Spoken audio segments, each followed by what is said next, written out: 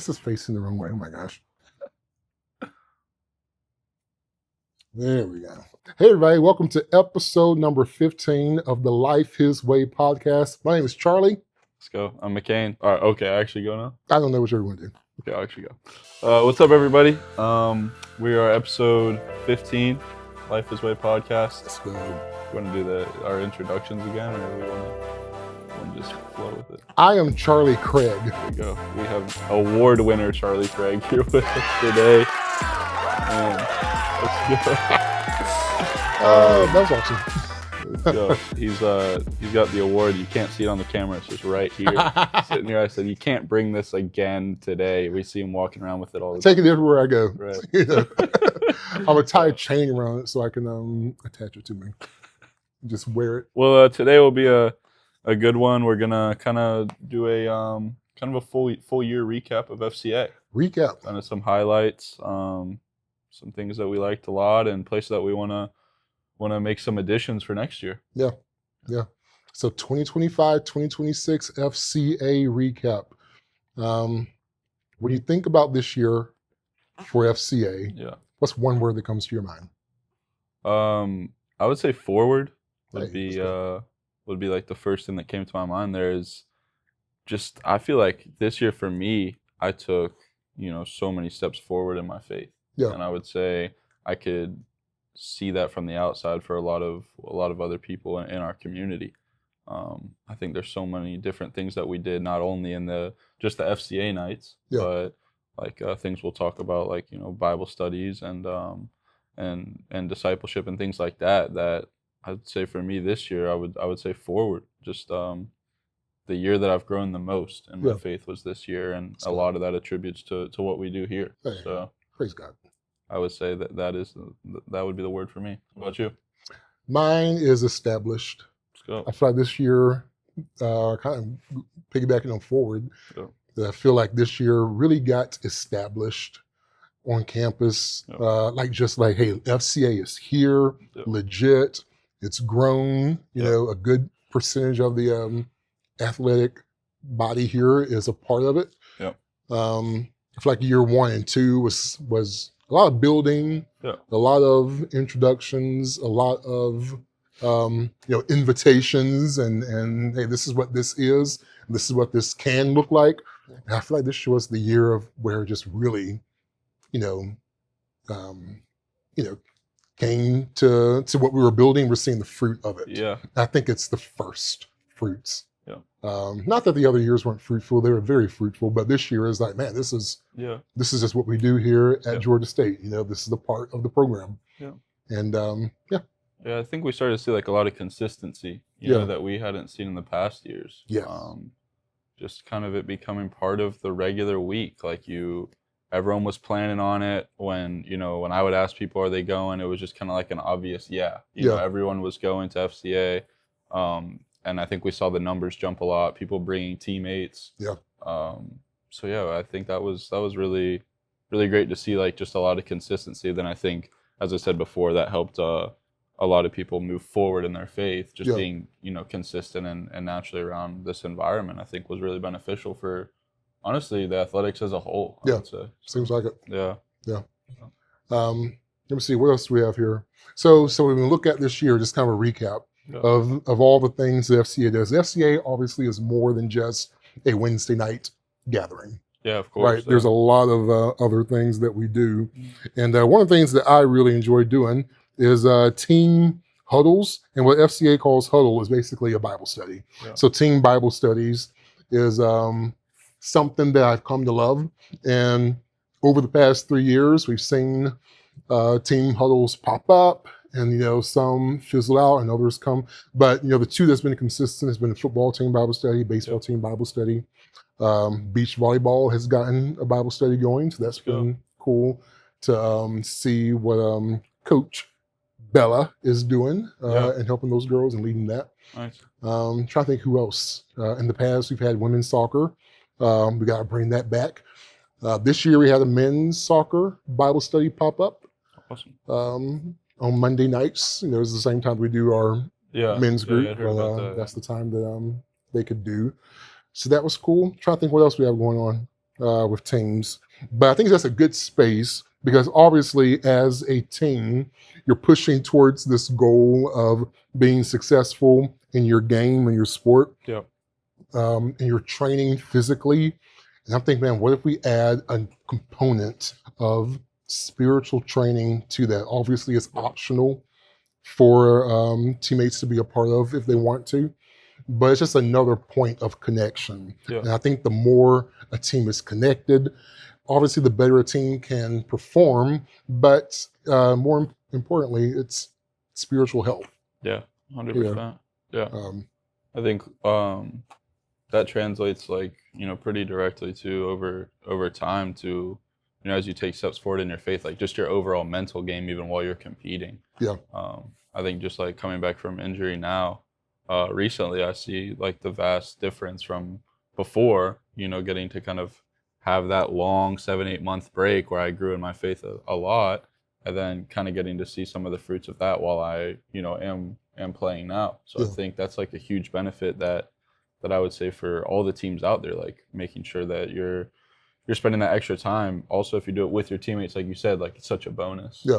You can kind of understand your teammates on a deeper level and create those connections off of the competition field. So. Yes, absolutely. Yeah. I remember one day, this had to be in February. We had a snow day, right? No, it was a weekend. It was a Saturday. Okay. Oh, and, I remember. Baseball January, I think. In this room right here. Baseball was supposed to be practicing or something. Anyway, I don't know. The weather was kind of iffy on like if it would snow or not. And we had a team Bible study planned for that Saturday morning. Okay. And I come up here and I'm like, where is everybody? And it turned out to be that coaches changed it to an optional day. So there were like a handful of guys in the weight room, and they weren't going to do an official team practice. And I was like, golly, this is where sometimes I have to check myself of like, man, if I would have known that they weren't going to be practicing, I wouldn't have come up here. And I would just stayed home and probably did something else. I hung out for a little bit, just slapping high fives and talking with guys. And slowly people started coming in.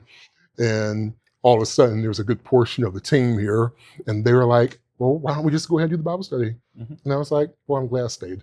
Because it ended up being a legit, regular size participated Bible study with baseball. Yeah. So that's been cool to see how they value it and how they appreciate it. And it's just a great space to talk some things out of like, how do I involve God with what I'm doing and use my faith as not something that I compartmentalize over here, but if I'm going through something on my team or in my game, like God's a part of everything I do. Yeah. So we talk about in Bible study sometimes is that, Jesus be the center of our lives and not just at the top of a priority list, but everything in my life revolves around him, including the game I play and the relationships I build with my teammates. Yeah, 100%. Yeah, couldn't say it any better, honestly. Yeah, so I love that part of it. Yeah. What are some other things that we do? Pre-game chapels. I feel like we've mentioned like, oh, we should do that with tennis, and we never did we? Golly. Yeah, that's my bad. That's on me. Let's shoot for next season. Let's shoot for next season. On the books. Yes. Yeah. But pre-game chapel is another space too of like in that game preparation mode. Usually it's either the night before or the morning of, depending on what time the game is, where, hey, we get together and I give an encouraging message. It's not like team Bible study where we're having a discussion, but it is a message to encourage, to help you to recenter, to remind you of who you are in Christ and how you can take that into the task at hand. Yeah. So it's a more of a motivational, encouraging time to kind of get you fired up to doing what you have planned to do. In fact, what I do is I give them some cards they can take with them, and some guys collect them. I think I have some with me. They're like a bunch of gnats in this room too. Yeah, they're all right. Yeah. What is baseball doing? Gosh. Yeah, I got one. Yeah. So I'll give a message and then I'll hand out these pregame chapel cards, and it's something that they can keep and remind them of, the pregame chapel, the message. Some people put them in their pockets and hold them during the game.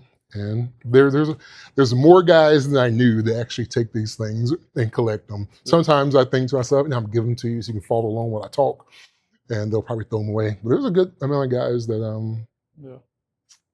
they take them and pay them and hold them as something. So there you go. You see that? If you're cool. listening, you can't see it. Here, you can have this one. Thanks, man. There you go. I think I actually have one of these already. Do you really? Yeah. Okay, let's go.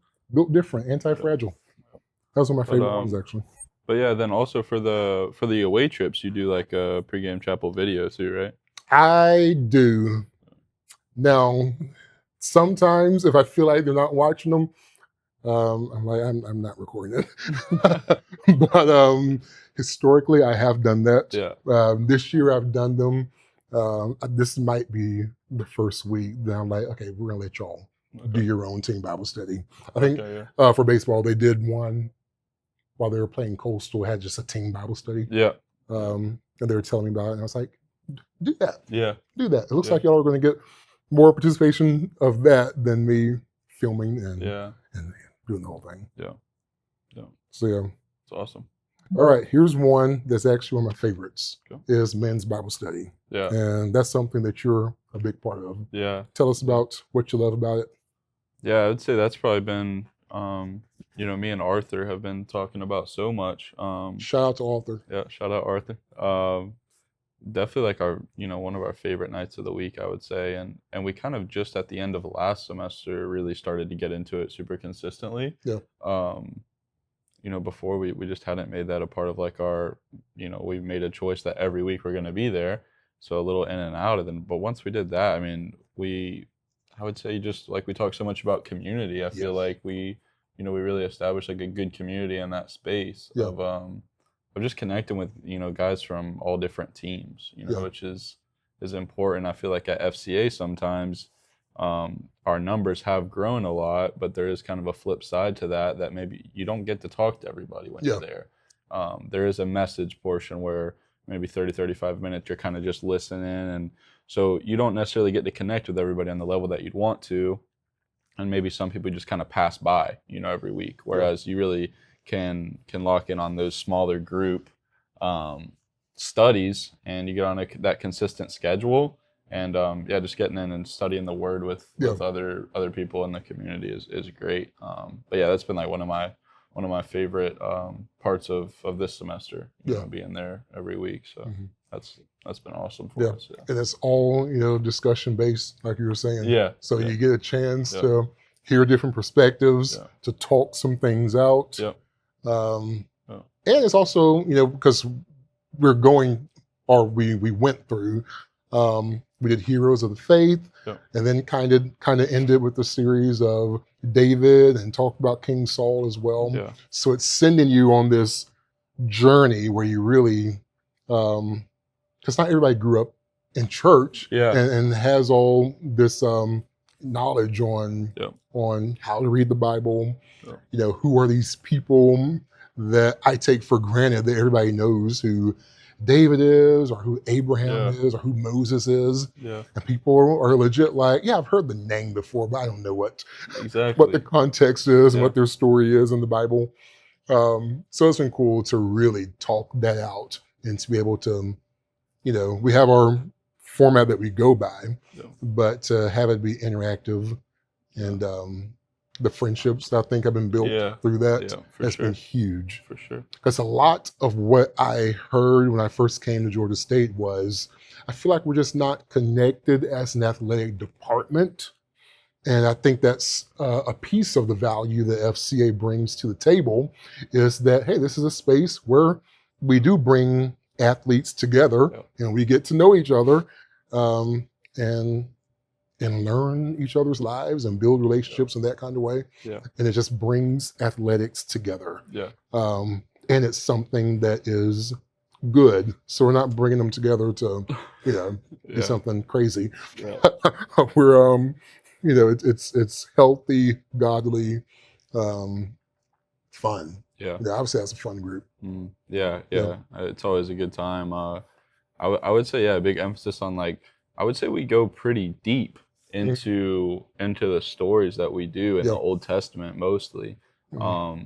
So every time, even if it's someone that you've heard about before, whether it be David or Saul, we talked a lot about Moses too. We go like another layer, another perspective that you haven't thought about before. So you definitely like pick up on things that you haven't thought about before, even if you have heard the story. And then, like you said too, there's so many aspects to where you just don't have that knowledge yet. And so I would say I gained like a ton of biblical knowledge too from this semester. So I would say it's good from both of those perspectives. Absolutely. Because the Wednesday night is I guess we can talk about Wednesday nights here. Wednesday night, the multi-sport huddle is kind of that space of where you're getting a message that is encouraging and challenging all at the same time. But you're not necessarily like getting into like strong theological truths and things of that nature. It's solid, obviously. We have great speakers who rotate through and help out with it. But there is that difference of like, hey, on the Monday night, or the girls have a group on Tuesday night as well. Shout out to Sarah Palmasano for helping lead that, volunteering with us. We got to get Sarah on the podcast one day. Yeah, for real. All right, Sarah, that's going to be our goal. I don't know if you're listening. I hope you are. But if we're going to get you on the podcast, Sarah, I'm going to send this to her. Well, that's how we'll know if she gets on the podcast, if she listens. I'm going to wait a week reaches out, and be like, text me if you see this. So she handles the women's Bible studies on Tuesday nights, and I do the guys on Monday nights. And I think that's the difference there is of just how deep we dive, like you said, versus on Wednesday night, you get the message, you hear a message. And really the goal for me with Wednesday nights, and I know every FCA does it differently, but the goal for Wednesday nights for us is it is a large net that you can come to this gathering and not feel pressure to have to contribute to the conversation or feel pressure of, I'm being called out right now, somebody's asking me a question. But you come, we have, 15 minutes of hanging out and eating, 15-ish minutes of a game of some sort. And then obviously we go into the message portion, which the goal is 25 to 30 minutes. Sometimes we stretch that a little bit, but and then we end, with prayer, and then hang out as you want to afterwards. So it's structured to be an hour, and it's structured to be a place that is an easy invitation and an easy introduction to FCA. So if somebody is new in their faith, or if somebody's just wanting to know what this FCA thing is about, they can come on a Wednesday night and enjoy themselves, get something out of it, hear a gospel-centered message, always given an opportunity to follow Jesus after the message. Like, hey, if this landed for you and you feel like, hey, I want to move forward in my walk with God and make a decision to actually follow Jesus, we're always going to give that invitation on a Wednesday night. But beyond that, it's pretty low pressure environment. 100%. I think it's structured that way. I've seen where some do add discussion to their multi-sport huddle night, large gathering night of breaking down into small groups. And I feel like people go 50-50 on that here at Georgia State. Sometimes people here, athletes will be like, man, we should do that. And then the other half, like, I'm so glad we don't do that. So, I think that we've landed with, hey, we're going to keep this, a large gathering space for people to come and receive. And then if you want to go deeper, there's plenty of opportunity, of the small group Bible studies, the one-on-one discipleships, the team Bible studies. Is that space to talk it out. 100%. I think, that's something like that we had been talking about a good bit, was like keeping that Wednesday night to be very welcoming to everybody and pretty introductory, and then having all the avenues possible to be able to dive deeper, and just continuously taking the next steps in your faith. and I would say that we don't have a limit to that, how far you can go with it, Yeah. you know, so it's pretty open to, you know, just how much you want to pursue the Lord. Yep.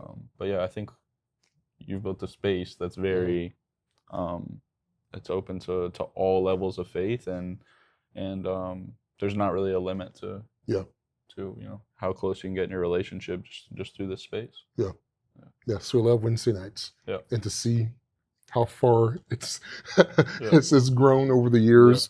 You know, I think for the kickoff this past fall, was one of our largest gatherings. I think we had 75 student athletes for the first gathering for Wednesday nights in fall. And at that moment, I was like, this year is going to be a little different. You know, I feel like we saw small growth each semester from year one fall to year one spring, going into year two of fall, year two of spring, and it just kind of gradually started to grow. And that spring semester of year two, I was like, man, we have a good group coming here. I'm grateful. There we are. And then fall hit and 75 people show up. And I'm like, okay, this is a massive jump from, you know, I want to say maybe spring of year two was, I don't know, in the 40s, you know, upper 30s on a consistent basis. I don't think we hit 50 that school year. Maybe we did. But but to jump from that to 75, I was like, okay, this is gonna be a different year. This is gonna be a year that we're gonna see, and it was pretty sustainable fall semester. Then spring semester launched, which was a little different because we had a lot of turnover, just the nature of athletics now with the portal and everything. I was a little worried of like, man, maybe we won't see that momentum come into this new year. But we did, and I want to say we maybe kicked off spring semester for the first gathering in the upper 50s.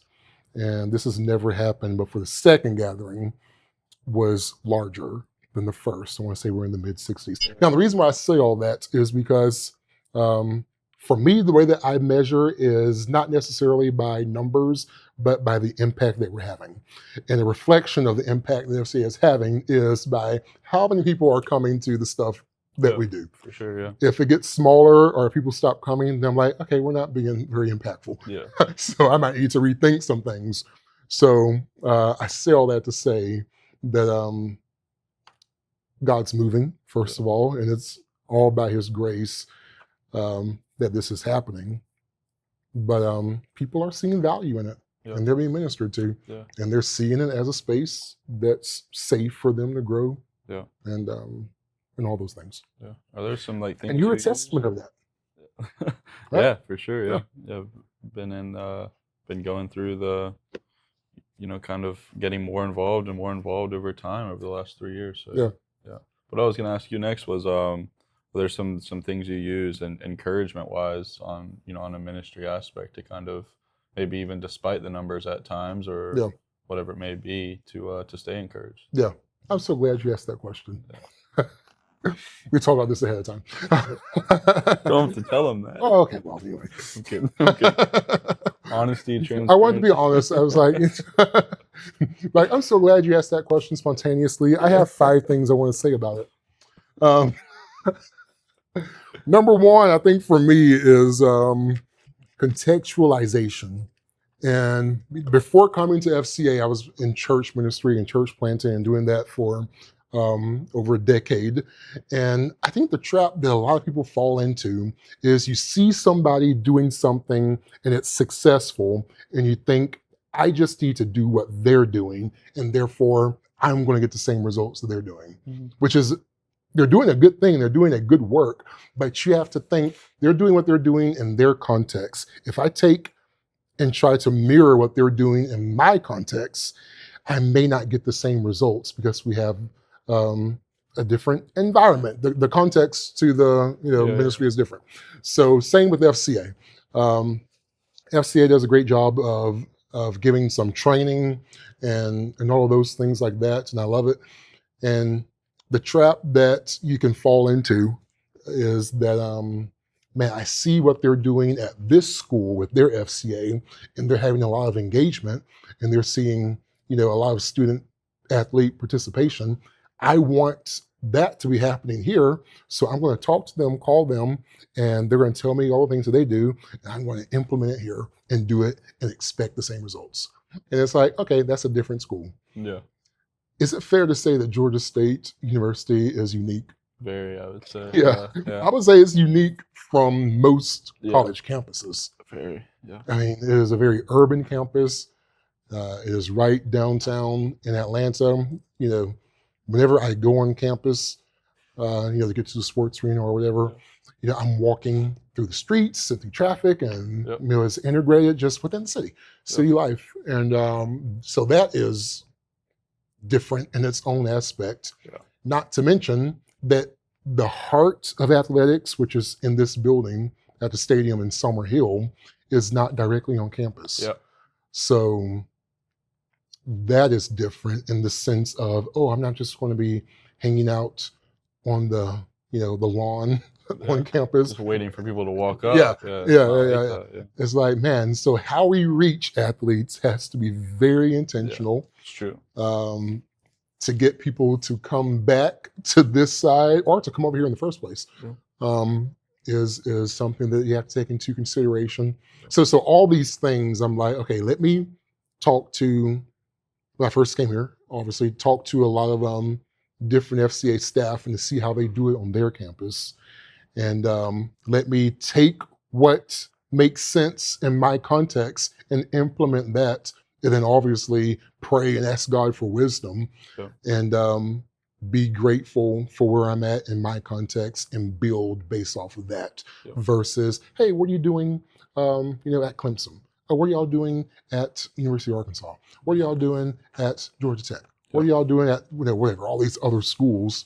And I'm like, okay, I need to obviously hear them out and take what I can take and see what works best here. Yeah. So I think being content in that and don't feel like you're going to get the results just because you copied what they did. Yeah. That might not be the case. Mm-hmm.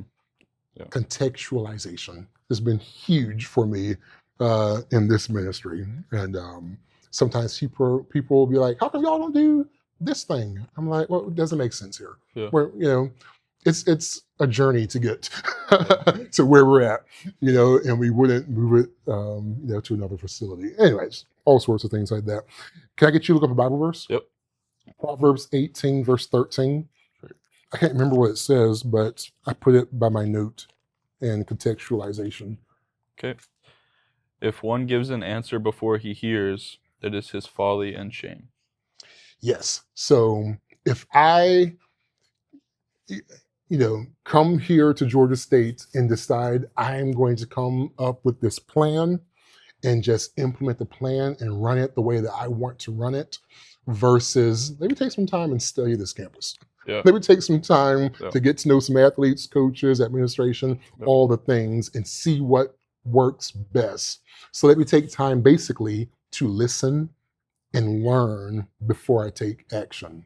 Right? Yeah. Yeah. So that's for me, contextualization is huge. Yeah. Man, you're getting some gold nuggets here. Yeah. You're about to be an intern this summer, and this is going to be a lot of the conversation. Yeah, exactly. It's like, cause I will so many times, even students will be like, this is what we did at our last school, and then I get just conversations where you just kind of feel like, oh, maybe we need to change up some things. And I'm like, okay, well, we do it this way for a reason. Yeah. All right. Yeah. I think it's like a lot of good challenges, at Georgia State. I think even from just all aspects, even outside of FCA, so many things have to be done differently than just a normal campus, just because of how spread out we are. I think over the years coming, that will start to become less of an issue. Mm-hmm. And at the same time, we're going to see FCA numbers go up more. Yeah, I think so. So I think it's all trending in the right direction. Mm-hmm. But as we're in the space that we're in now, it definitely is, trying to come up with different ways to get around those challenges of mostly location-based, I would say. Yeah. But I think there's things that we've done well to work around it. And then also as we move forward, I think there's good things set in place to move us forward. So every year it's being flexible and humble enough to be like, oh, we're doing it this way, and I've gotten used to this, and I like it this way, to maybe we need to make a shift on some stuff, and being okay with that, because again, what is the context of life that this ministry is in? And let's not pretend that it's not. Let's go with it, and so we can be as effective as we can here. Another big one for me is have a conviction on your mission. All right. So what I mean by that is, if my mission is to reach coaches and athletes and to reach lost people in that context, I need to have a conviction about that. And if I'm convicted about that mission of like, hey, this is basically a strong belief that I have about that mission, then I'm going to be super intentional about how we communicate, how we post, how we show up in spaces that push the mission and vision of reaching coaches and athletes forward here in a spiritual sense. Right, I got another verse for you. 1 Corinthians 15, verse 58. That's the thing that I see going back to context is sometimes people want to do something just because it's comfortable for them and it's what they're used to. And I'm like, hey, that's not going to work, because it's not going to help push the mission and vision forward. Or people just fall in love with their ideas. And I'm like, man, sometimes you just gotta let your idea go, and be like, okay, that's not going to push the mission and vision forward. Verse 58? Yeah. Therefore, my beloved brothers, be steadfast, immovable, always abounding in the work of the Lord, knowing that in the Lord your labor is not in vain. Yeah, knowing that your labor is not in vain. So standing firm in the work, being intentional in the work that you're doing. What else did it say in there? Be steadfast, immovable, always abounding in the work of the Lord. Unmovable, huge. So if you have a mission and you have a vision, the things that you do need to be pushing that mission and vision forward. And don't let external pressure or circumstances push you into doing something otherwise. A lot of times people will be pulling at me because they want, to get athletes involved in an effort that they're doing. So they're like, hey, you're the FCA guy. I'm doing this thing. Let's get some of your athletes involved in doing this. I'm like, hey, I love what you're doing, but that just doesn't push the mission and vision of FCA forward here. And it's not to be selfish or to be a bad teammate in ministry, but it's like, hey, I have to take into account the busyness of being a student athlete here. So I can't just be like, hey, let's get a group together and go do this deal here. You guys are already doing community service as a team to fulfill hours. You have practice schedules, conditioning and lifting schedules, not to mention your class, not to mention your personal lives. So your time is already obligated so heavily in what you're doing. For me or for someone else to say, hey, let's, do this other thing for a semester or for the school year to appease whoever. It's like, hey, love what you're doing. Not saying I hate what you're doing, but I don't think that we can help because of the circumstances. So it's going back to that. Hey, what's pushing the mission and vision forward? Is this going to take away from what we're doing, or is it going to add to what we're doing? Is this going to take away from our athletes and coaches, or is this going to help them and add to what they're doing? So always want to be adding value and want to be pushing the mission and vision forward, if that makes sense. Yeah, it does. Yeah. There are more examples I could give, but I don't want to be calling people out on the podcast. Like, is he talking about me? Because I asked him about this. Like, no, I'm not talking about you. although it could be. But anyway, the next one is soul care. All right, you got to care for your soul. What I mean by that is, of course, spiritually, but also the mental part. It's just your inner being. Um, I did this past fall 30 days in the life of an FCA staff person. Remember that? I do. That was a lot of fun. Yeah. That was a long time to record something. Yeah. This semester I did 7 days. Yeah. Guess I got smart. I was like, 30 days is a long time to be taking your phone with you everywhere you go, saying, let me capture this moment. Yeah. That is a long time. And then at some point, you're like, my week is almost the same every week. How can I make this look different?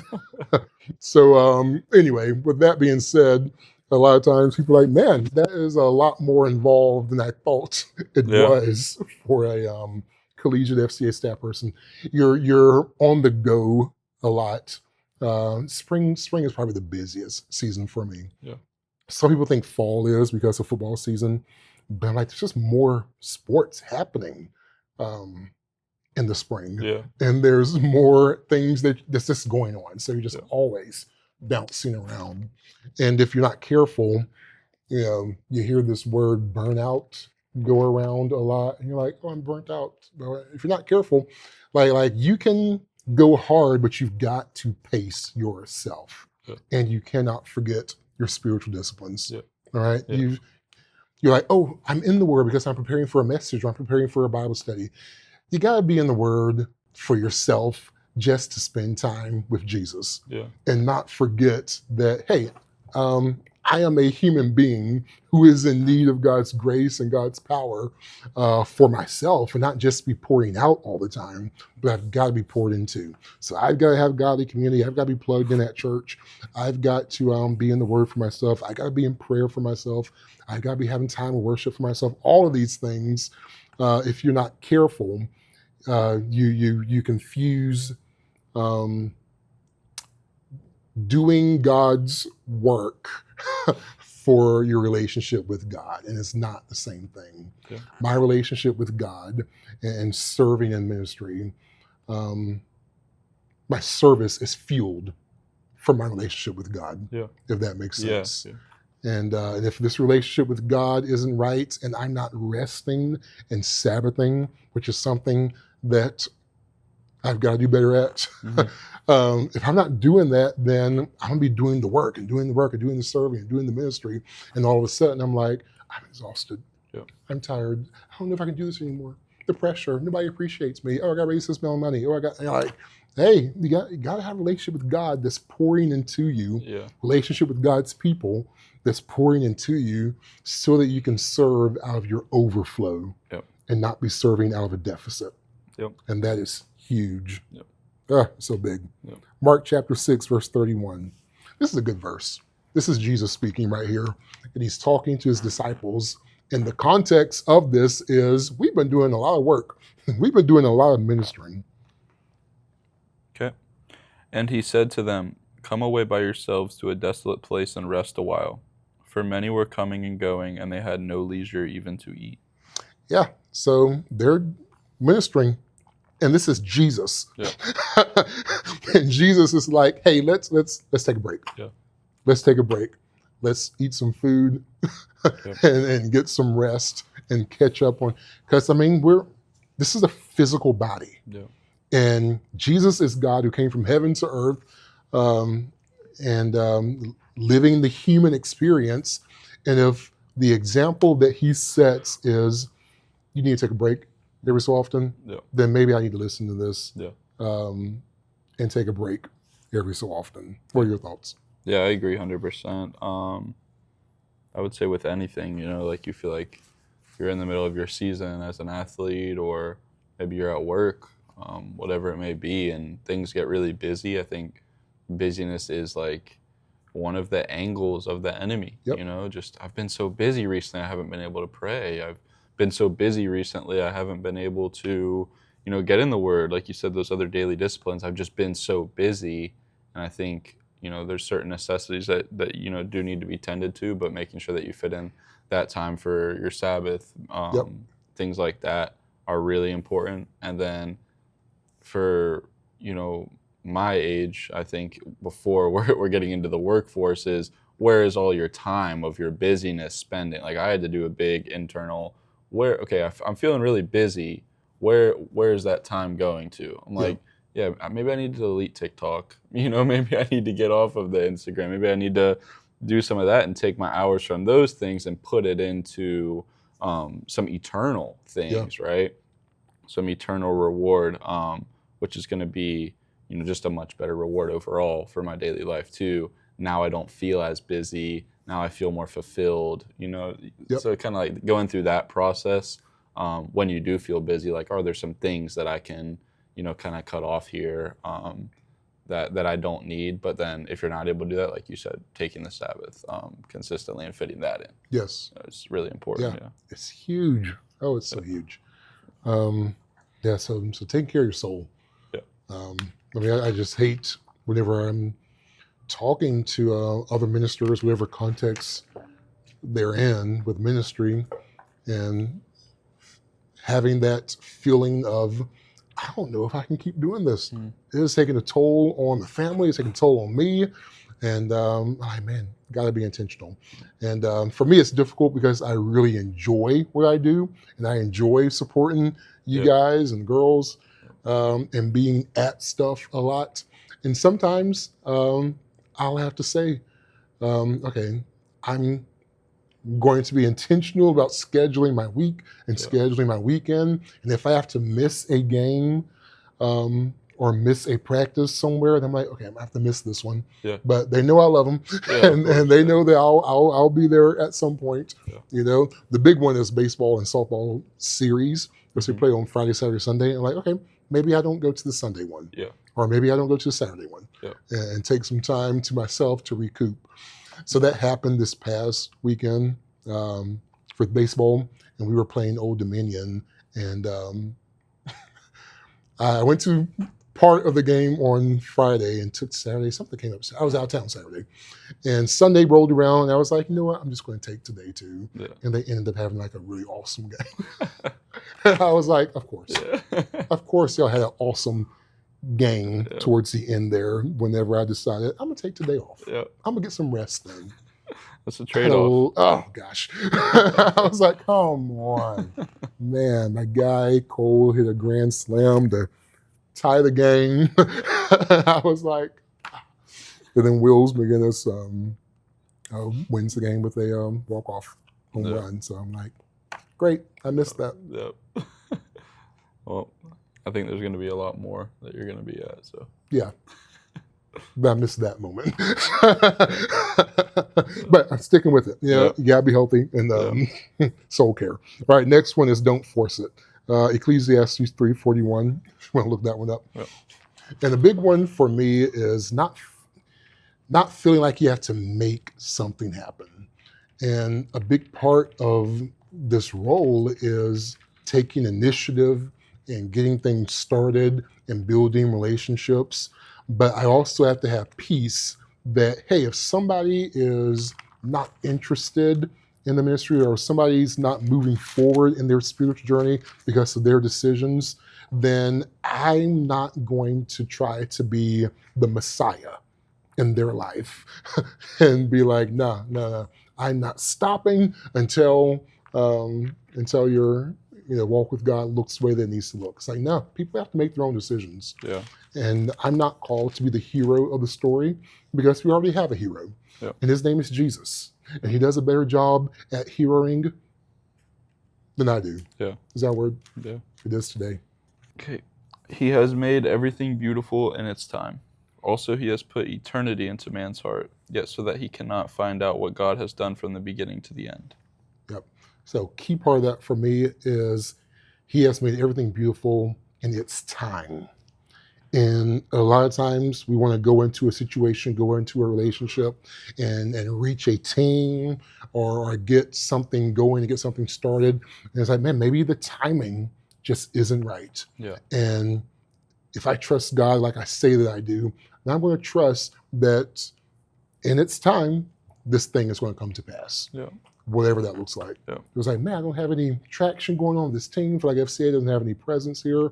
I feel like they're not being supported. the way that they need to be supported and all these things about moving forward, the way that I feel they should be moving forward. It's like, hey, in God's time. Yeah. I've done what I can in the natural. Let's allow God to do his part in the supernatural. And he will make it beautiful in the timing that he sees fit to make it beautiful. And that person, or whatever the case may be, has to make a decision as well. Yeah. Hey, am I going to participate or am I not? Am I going to value this or am I not? And being okay with that progress. Yeah. Again, I think about my first year here when I first met you, McCain. That you would pop in the FCA every so often. Yeah. And I'm like, what if I was like, oh no, McCain, where are you at? Oh no, I'm pulling up to your apartment and you're going to come to the FCA. You're going to be a part of this. I probably needed that. What was that? I probably needed that. Maybe some people do need that. But it's not. Maybe I need to change my tactic then. It's like, no, God will do a work. Yeah. And all in his right timing. All in his right timing. Yeah. And the flip side of that is going back to soul care and burnout, it's like, I don't know if I have the energy to do that with everybody. Yeah, of course. Do you know how many athletes are not involved? Yeah. Do you know how many athletes kind of, pass through and come in and come out and are very inconsistent? That would be a lot of conversations and a lot of coaching and a lot of me trying to make a decision for them. For sure. And I can't do that. Yeah. I can be available and make FCA as excellent as I can and give them the opportunity to make a decision. And those who jump in, I'm like, hey, I'm going to walk with you as far as you want to walk. Yeah. All right. Yeah. Will I push a little bit? Yeah. Will I encourage you along a little bit? Yes. But when I see that you're like, I'm making a hard stop right here, it's like, okay, well, when you're ready, you know where I am. Yeah. All right. Yeah. And there's no judgment. There's no, oh, look what the cat drew again. There's none of that. Yeah. It's all, man, it's great to see you. So glad you're back. Glad you're here. Grab some pizza. Yeah. Yeah. Whatever. It's not really, our job to, and I found the same thing, like when I'm trying to share faith and then maybe someone goes away from something I said, I'm like, oh man, you had it. I feel like it was right there.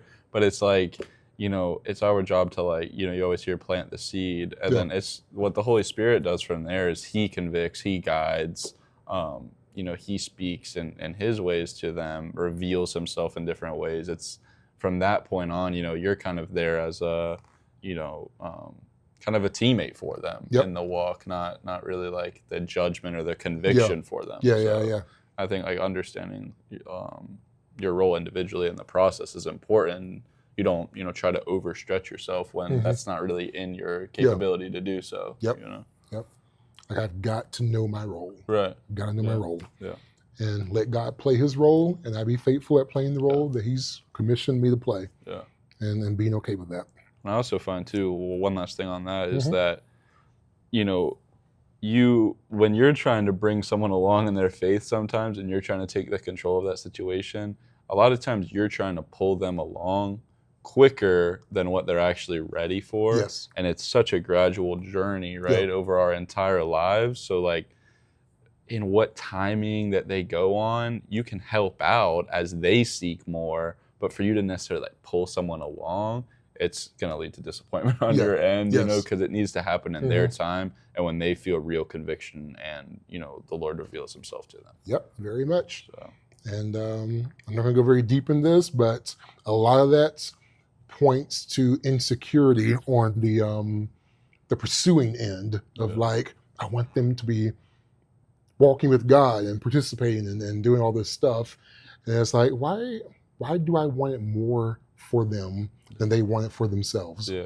And I think a piece of that goes into codependency of like, I need you to need me and you need me. And it makes it this unhealthy kind of relationship of like, hey, I'm dragging you along this spiritual journey so that I can feel needed and so that you can need me. And it's like, okay, this is not how discipleship works. Yeah. And you have to be okay with that. Yeah.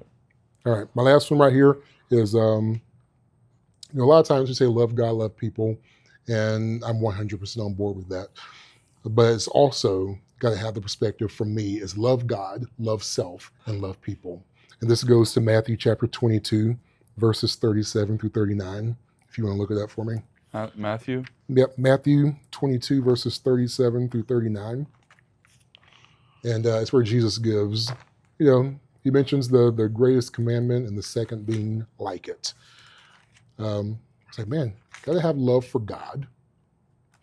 And then you've got to have love for yourself so that you can love others well. And I think that is my ministry philosophy, to be honest. This whole point right here that Jesus makes. And he said to him, "You shall love the Lord your God with all your heart and with all your soul and with all your mind. This is the great and first commandment. And a second is like it. You shall love your neighbor as yourself." Yep. So he goes through this. Hey, you got to have love for God.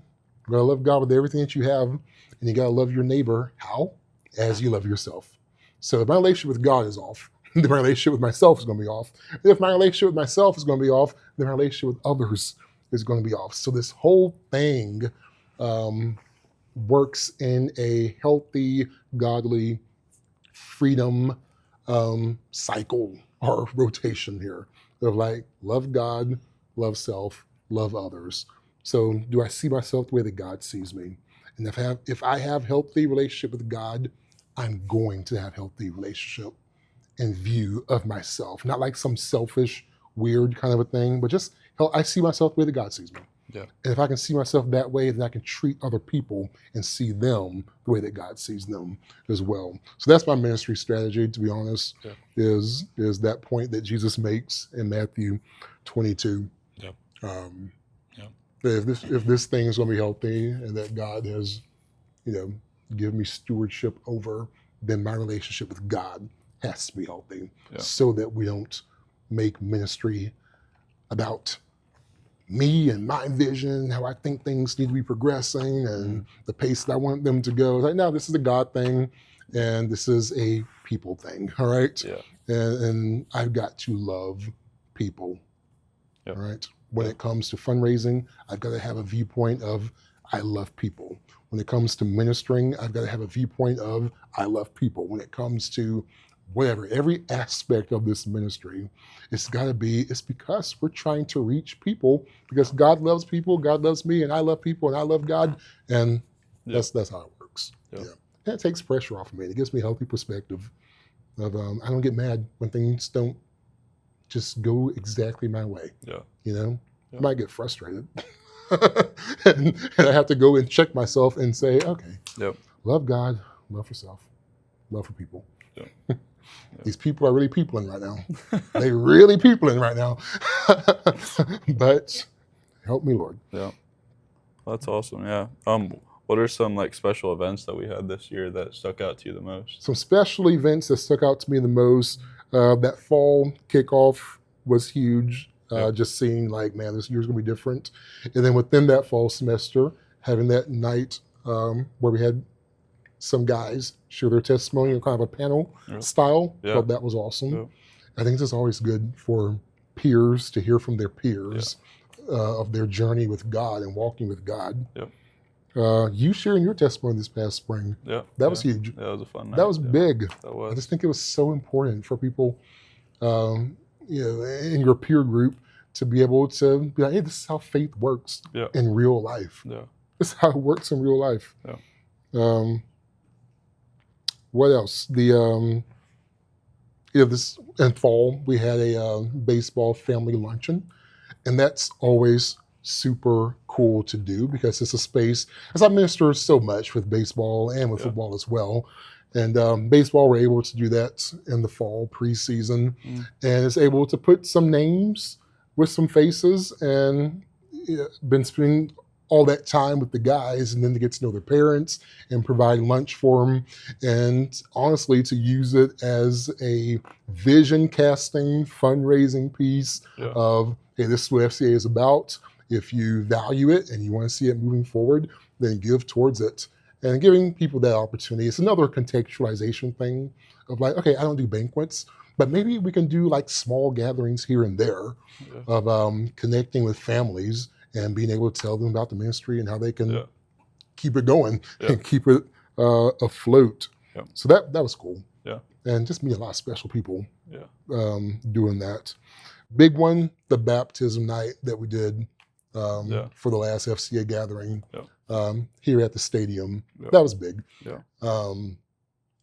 And probably the most powerful thing that I feel like we've done with the FCA ministry here. So 5 students being baptized, 2 football guys, a young lady from beach volleyball, young lady from track and field, and baseball player as well, making that decision of, man, I made a decision to follow Jesus. Now taking that step to be water baptized and, make my faith known in front of my teammates, had some family members there. Yeah. And to be able to celebrate that together, to have a worship component with it as well. Yeah. Shout out to Passion City for leading worship that night. That was super special. Yeah. And that was the largest gathering that we've done thus far. We were pushing right close to 100 right there. So 80 athletes were there. And then additionally, we had family and coaches come out and support as well, and a few donors out there as well. It was just a special time to be able to do out on the football field, which I was like, man, this is a fruit of the ministry that we've been working so hard to get like to see people take that step, the representation of going from death to life. It's powerful. Yeah. And honestly, it was a student-led, student idea thing. Sometimes people have ideas and like, hey, you're going to make it happen. But it's one of those things of like, man, somebody was like, hey, I want to be water baptized. And is that something that you'd be interested in doing? Had a couple of students ask about it. And I was like, man, that's something that that I've been praying about and that we've mentioned almost every semester. And it just hasn't happened. And I was like, I feel like this is the year. And it was. Yep. Again, he makes things beautiful in his timing. Yep. The Lord does. Yep. And made it happen. Kaylee was like, man, we should do another worship night. And she was like, maybe we can get Passion City out here to do worship. And that was something to where I was like, hey, if you make it happen, we will do it. Yeah. We'll do it. Yeah. I have done, because we did a worship night in the club level this spring semester as well, which is kind of beach volleyball's idea as well. Yeah. And I spent a lot of time making sure that was scheduled, making sure that was organized, and was a big effort to do that. Shout out to Kingdom City Church leading worship that night. And that was awesome. You were there for that. Yeah. I mean, what were your thoughts on that night? Yeah, that one was definitely one of, like, I would say my favorite worship kind of moments of the year for me was that one. I think sometimes with the kind of more commercial setting worship where it's, all the loud music and kind of the whole theatrics of it, you can get a little confused with like, is this just the emotional side of all of this crazy stuff happening around me, or am I actually like feeling the Lord's presence right now? And I think in a space like that where just a guitar and a couple voices and you're still feeling that presence like that, it's like even more powerful. Yes. So I think that was kind of one of the few times that I've actually had that, I think, where, I mean, I guess on my own too, but in a space with others, in like a group setting where it hasn't just been in church, where it's kind of on a bigger scale. So I think for me, like, that was a really powerful night because, just for that reason, like all the emotion that was being felt, all of the reverence for the Lord that was being felt was just that. It was actually the Lord's presence, and I knew that. So I think that was really cool about that night that I liked so much. Sam and Mara did a great job. Yeah, they did a great job. Praise and worship. Just super grateful. That's the other thing, partnering with churches and finding ways that we can make that work is a big part. I mean, FCA ministry does not happen because of one person. And I think sometimes like, man, I'm the staff person. So it's like, man, Charlie, just making this happen. It's like, I'm just a connector. I'm like, can we get people in the position and place that they need to be so that, God could do something cool. And so definitely that's something I think we'll do at least once a semester. Yeah, I think so. For sure. We'll get calendar planning this summer, but at least once a semester do a worship night. 100%. So that was special. That was the first time we ever did that, was in spring. And then one of our beach volleyball girls, Kaylee, was like, "You do that again?" And I was like, "Yeah." That took a lot of planning. now, and then she was like, maybe we can get Passion out here to do something. And I was like, man, maybe they can come to our baptism celebration night. And if you can make that happen, that's going to be your thing. Hey, and you know what? She made it happen. She did, yeah. Great and job, it was special. Yeah, so that was really great cool. job, Kaylee. Yeah. Come on. Yeah. So, yeah. What else did we do that was special? Panther Awards. We had a very special night for FCA at Panther Awards. I was surprised, pleasantly, you know, surprised in the sense of like, this actually happened. Yeah. FCA, myself being recognized in this kind of way at the GSU athletic banquet that we call Panther Awards, right? Yeah. So the award is named after Maria, right, Yes. who works at the GSU sports arena. Yep. And she's always super encouraging, always super nice, just always lifting people up. And has been doing that for years. So they named the award after her. Yeah. And I guess every year they pick somebody to receive that award who's supportive of the athletic program in that kind of way. And this year, I was chosen. Yeah, it was. Yeah, I was nominated. And then it happened. So I think that was a pretty good kind of cap off moment to the year for the word established, like you said. I think it's really nice, a nice moment for that. Just seeing FCA is really established here at Georgia State and moving forward and growing a lot. So I think that was a great end to the year for sure. Yeah. And it's one of those things, for me at least, it's like, man, I don't do this for recognition. I don't do it, to get a pat on the back. But appreciation does feel good. Oh, of course, yeah. It feels good. Of course. And so that was special. Yeah. That was special. Yeah. Gosh. So thank you. Let's go. Thank you. Thank you, students, coaches, administration, for I feel like I should have gave a speech that night. I heard you ask. Oh, did you really? I heard you say that. Yeah. I was like, maybe I should give a speach. Yeah. And I was like, I don't know. I think we're ready to start wrapping this up. Yeah. So that was funny. That was fun. So if I did give a speech, my speech would be, thank you. I mean, honestly, FCA is what the student body makes it. And y'all made it something special this year.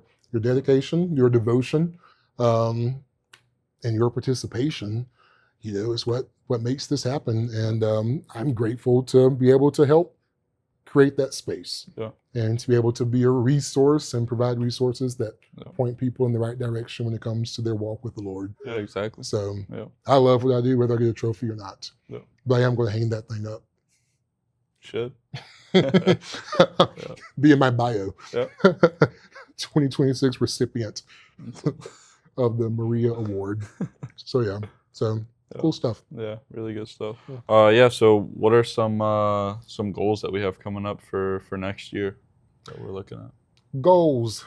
Well, I feel pretty complacent since I won the award, so I'm good.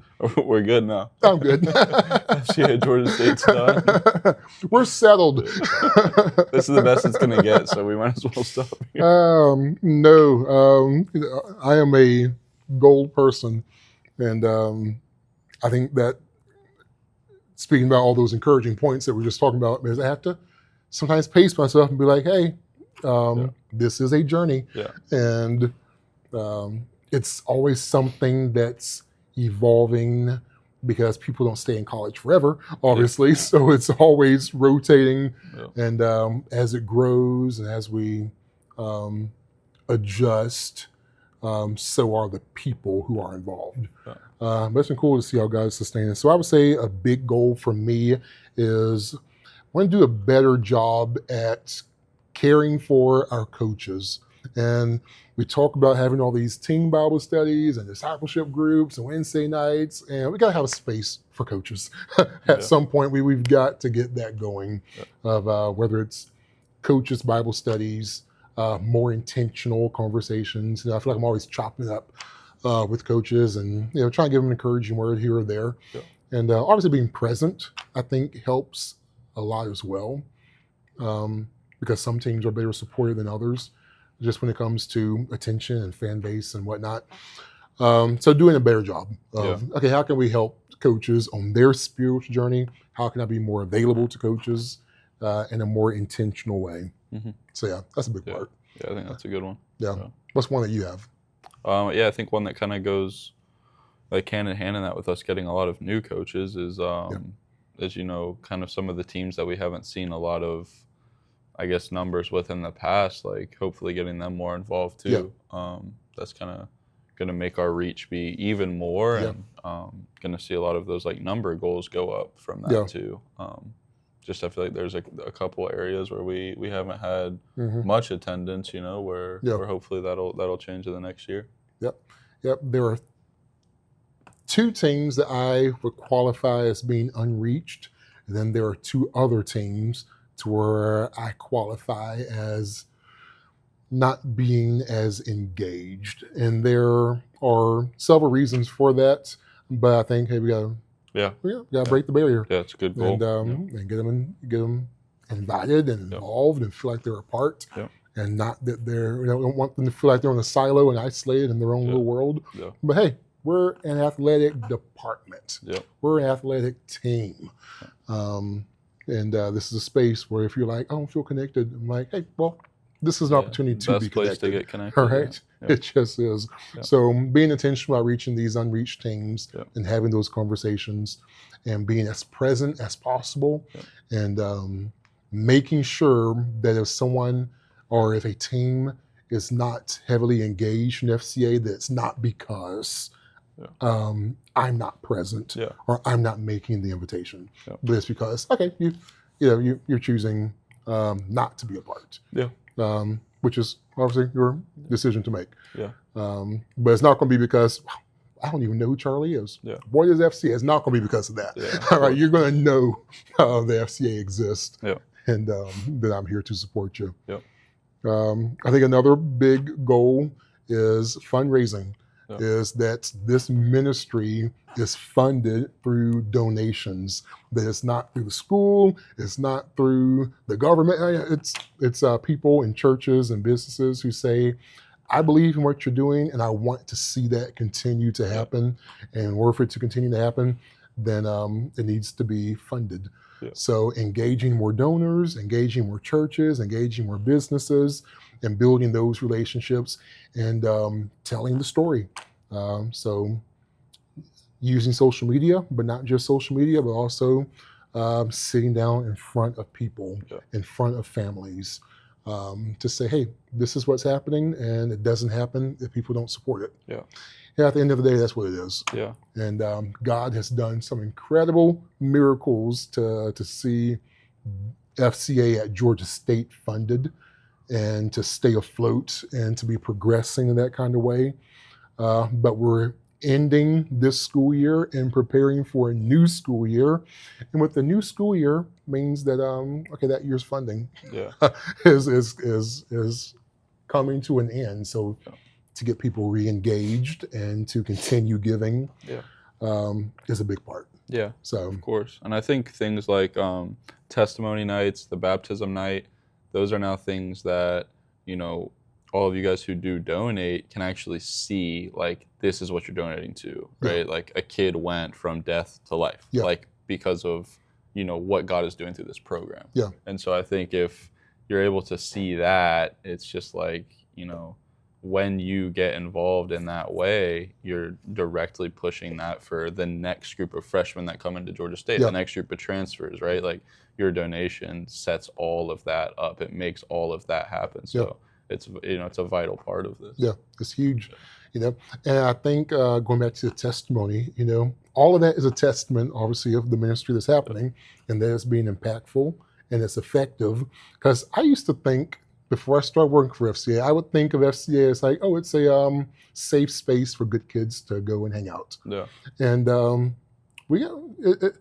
we got some rough ones who come to FCA, right? Everybody's welcome. Everybody is welcome, and that's why we're here. It's not just a safe space for Christian kids to come and hang out. It is a ministry that reaches lost people, that reaches broken people, that reaches confused people, and helps them to move forward in their walk with God or to establish their relationship with God. So this is a very intentional ministry, and it's not just about events, but it is a discipleship movement that's happening on this campus to see people grow in their walk with God. Exactly.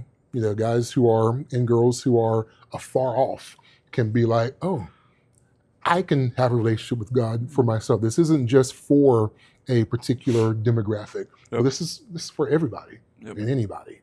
So when you're giving, you're not just giving to a Christian club. All right, you're giving to a movement that is strategically reaching lost people. Yeah. I think it's so much too to the testament of like, we aren't only doing Wednesday nights. Yes. Like we are doing all these other things that we talked about before. And the goal is actually helping people, whatever place they're at in their faith, take steps forward in their faith. Absolutely. So it's a very proactive and an environment that's all about growth, and it's happening every single day, not just at the gatherings where people hang out once a week and eat pizza. Yeah. Like there's real stuff happening here. Yes. So yeah, it goes way beyond a club for sure. Yeah.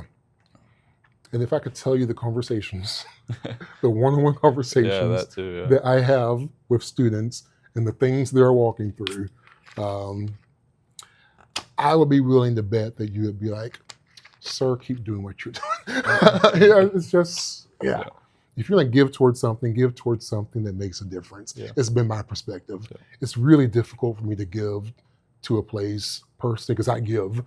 It's difficult for me to give to a space to where I'm like, it's just, Christians hanging out with Christians. Yeah. It's like, that's not, that's,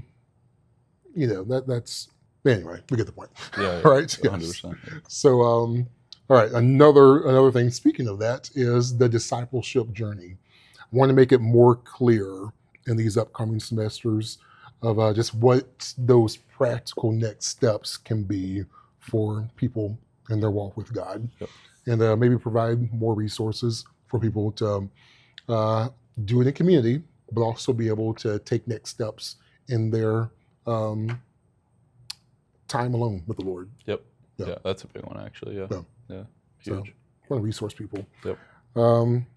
Women's sports, all right, want to be more intentional about reaching our women's team. So the cool thing about what I do is, obviously, I serve as a baseball chaplain, football chaplain, and I serve our other sports more broadly.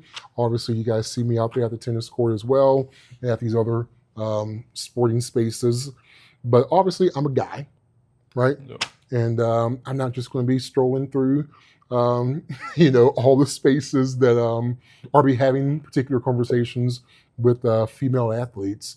And a big goal has been and is to have somebody full-time for the women sports and female athletes to have available to them, and that is going to happen. Yep. So I'm super excited about that, and I'm going to be able to share more details as we get closer to summertime and relaunch this podcast when summer hits, and to give more details and to make some introductions so that we can have double the impact. Yeah. All right. I feel like I'm able to be super intentional with the guys, and I want the girls to have that exact same resource. Yep.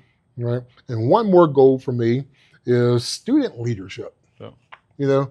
I'm like, man, FCA has got to have, we've done a better job this semester, this school year, of the students being the backbone of ministry happening. So we talked about team Bible studies, and for a good while, I was leading the majority of those.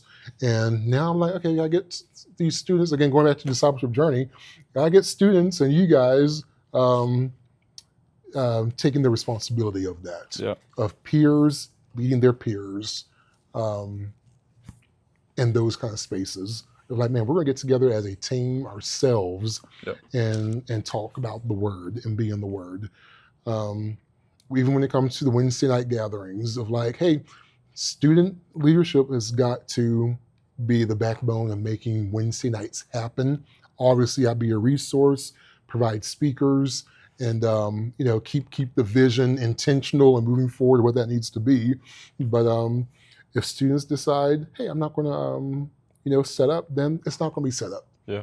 Right? We're going to move towards this kind of a model of like, hey, this is going to be produced and effective because students are making it happen. Yeah. You know, did a good job with food. Yeah. Students being responsible for that. Yeah. Now we're going to give more responsibility and get a actual team of students together who can be intentional about making that kind of stuff happening. Yeah. That makes sense? Is that fair? Sounds great, yeah. Does that mean, is that Charlie getting lazy? No, I want to be empowering. Yeah. All right, I want to empower y'all. Yeah. You know, take ownership of the ministry. Yeah. I think that that's going to be another way to have even more impact of, I feel like we're already seeing a glimpse of like, man, you guys are the ambassadors of, you know, carrying the torch and, you know, running with the vision of FCA. So being more intentional about that and providing a space for a student leadership team to be empowered better. Yeah, I think that'll be great. Yeah. You want to be a part of it? 100%. Okay. Yeah. You're invited. Let's go. Man. So that for me, that's what else do we have, McCain? I think we covered it. It was a great year. Like I said, for me personally, it was the year that I took, you know, so far the most growth in my journey, in my faith. And I think FCA was just a huge part of that. So yeah. Cool. For sure. Let's end this episode with the song of worship. So I throw up my hands. Come on, McCain, sing it. Come on. Let's sing it, McCain. Singing's not going to Praise be you my again talent. and again.